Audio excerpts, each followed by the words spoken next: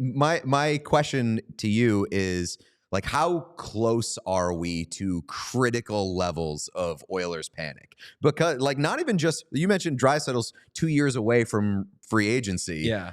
Like, if this year is shot in a month or so, do we start getting into a discussion of, like, well, at what point do you consider unloading Draisaitl? I think that we know in a year if shit's going to hit the fan with the Oilers long term. Because, like, long term, what you need to have for the Oilers is both of those guys locked in, and then hopefully try to do the, we'll talk about other stuff that happened with these teams in a bit, but, like, you try to do the, like, early 2010s Blackhawks thing of, like, we can have super high paid guys, we just need to draft well and have superstars on entry level contracts. Correct. And then once they come up, we flip them and we try to sustain it that way. I think that in a year, if we don't see Draisaitl sign when he's a year out from free agency, then that's when you know things are kind of hitting the fan there. Because remember, Draisaitl, and this is like one of the better contracts Peter Chiarelli signed across any of his teams,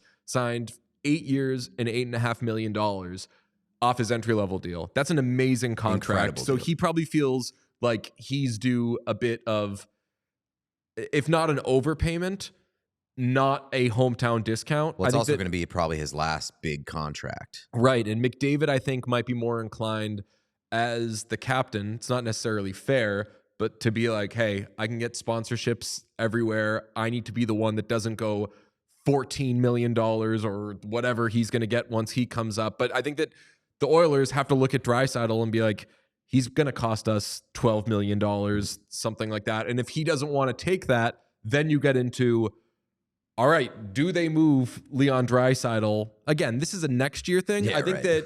that, but you get your answer, I think, from him based on whether he signs like as soon as he's able to. Yes. Somebody in the chat said, like, what trade can the Oilers actually make?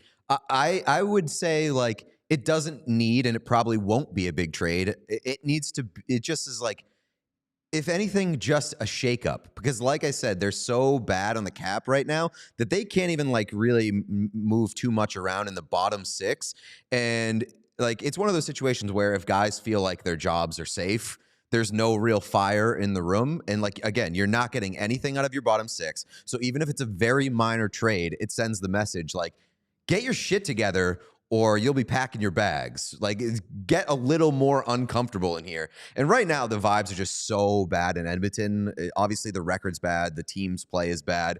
You also have Evander Kane's ex sending out tweets and tagging Connor McDavid and, like, making fun of his fiance and shit like that. Like, things are a circus there. It's crazy right now. The call that I would have made if I were Ken Holland, other than my resignation call, the call I would have made if I were Ken Holland was Boston, Ryan Nugent-Hopkins, $5.1 million, Boston, Linus Ullmark, $5 million. And I don't know what picks would need to be involved. If you're the Bruins, you don't make that trade.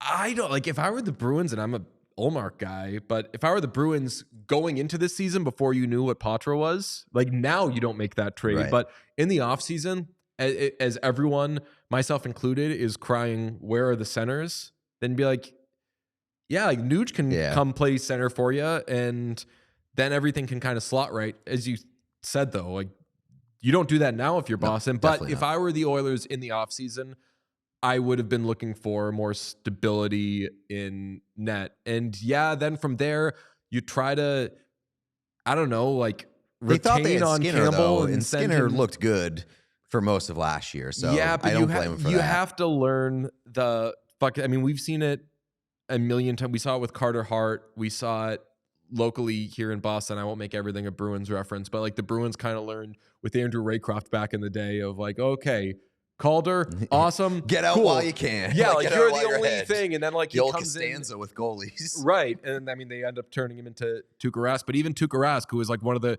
great goalie prospects, like, ever by the time he hit the NHL, needed Tim Thomas to take a lot of the starts off of him. So they should have done something in that, even if they liked Campbell. Yeah. I'm sorry, Skinner.